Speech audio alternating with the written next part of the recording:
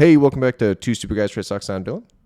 And I'm Vinny. And today we're going to talk about how Social Security and Uncle Sam have been scamming the American taxpayer for years, and it's not going to stop anytime soon as we look at Social Security benefits and how they're actually paid out. We'll get to it. I like that.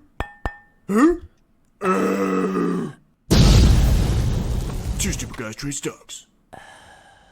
All right. So our channel is predominantly an investing channel, right? So my goal here was to compare and contrast what you get out of Social Security system compared to what you could get investing on your own. All right. And yes, I understand they're not exactly equating things that are exactly the same because Social Security offers different benefits and investing does not. But I wanted to run some numbers in terms of how close in comparison they really are.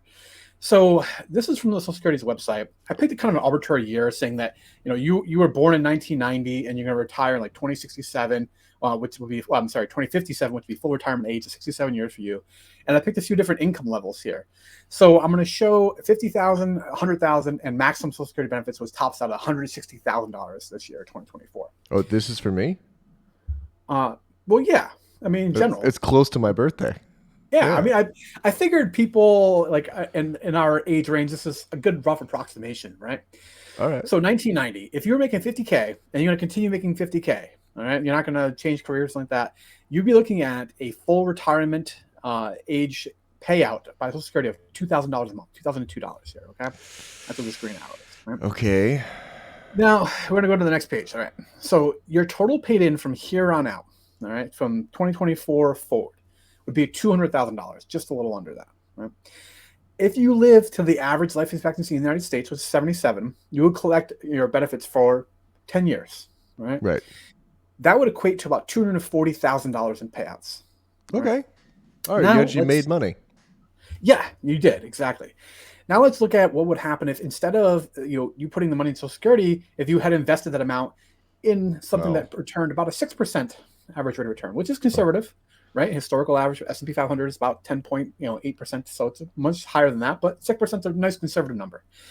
You would retire at 67 with $563,000 in your next nest egg. Right, assuming you had done nothing else. So almost double. Yeah, I mean, yes, yeah. And then have you read about the 4% withdrawal fee? You kind of familiar with that a little bit, or withdrawal rate? No. No, never heard of this. So they through like Monte Carlo simulations, which is where you're trying to figure out what the worst case scenario is, like trying to make sure that you can survive like really bad things happening, like really bad years in the stock market. They've arrived at this 4% number as being a good approximation for a safe withdrawal rate. If you take 4% of the money out of your portfolio every year and pay that to yourself as dividend, theoretically you shouldn't run out of money, right? That 560,000 with that 4% withdrawal rate should be self-perpetuating. That's the idea. I misunderstood the withdrawal rate question. Okay, I didn't know what that was. My bad. I thought you meant It's like all a good. fine. No, so you'd end up about 1878 a month if you did that 4% rule. Meaning that in this case scenario, Social Security is good for you. You end up with $123 more per month by receiving Social Security benefits than you would if you had invested that on your own at a theoretical 6% return. So not bad, right? Okay. All right. It's very depressing that in America the average age is 77 still. That's crazy. But Yeah, all right. took a little hit down actually with the pandemic. So now we're going to run it on a couple different other income levels here. So $100,000 a year, right? This is the gold standard. This is how you made it, making six figures a year. Brag about it on Instagram. Um, but if you did that for perpetuity until you retired, you'd end up with a payout of $3,000 per month, $3,100 a month, according to the Social Security website. Okay. Now, in this case, you'd pay in $396,000. If you live that 10 years again in retirement, you'd receive $374,000 in payouts. The investing account balance, if you received a 6% return per year, would be $1.1 million when you retire. Nice big chunky round number there. Yes. Okay. The 4% withdrawal rate would give you a monthly payout of $3,700 a month. All right. Okay. Now the Social Security number once again was 3123 to remind you, meaning that you end up net negative $630 a month at that rate.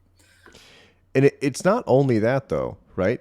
Because also when you die, you would also theoretically have $1 million in the account. So there's a big twist on the end of that. Same with the last one. Even though Social Security won, you would still have theoretically. We don't know what's going to happen. I'm also comparing current year dollars to future year dollars too, right? Because 1.1 million in 2056 is not going to be the same amount of money as it is today, whereas the Social Security number is theoretically pegged to inflation based upon like the federal government's adjustment of that per year.